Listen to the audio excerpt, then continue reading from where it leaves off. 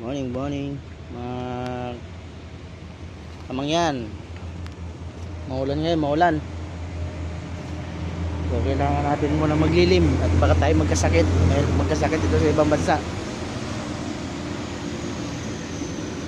Maulan dito sa lugar namin. Naglilinis ako ng hotel ngayon eh. Kaya lang naman eh umulan, kaya pahinga muna. Share ko nga pala yung mga ginagamit kong panglinis yan. Grass cutter, blower, yan mga yan.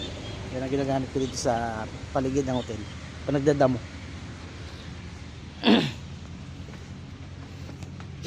Kita ko ngayon sa aming nursery. Minsan nagpupunla ng mga halaman, yan mga halaman. Yan.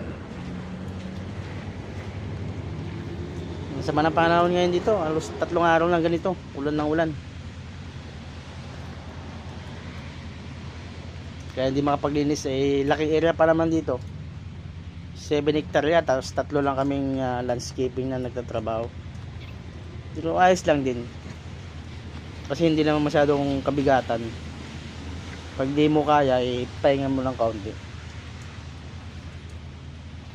Share ko rin yung mga pinupulot naming mga ingkan. Yan o. 5 cents yan, 5 cents. Kaya pag may 100 pesos ka nito, may $1 ka na, may 50 pesos ka na. Per peraso kasi dito ang bentahan, hindi per kilo. Hindi katulad sa atin.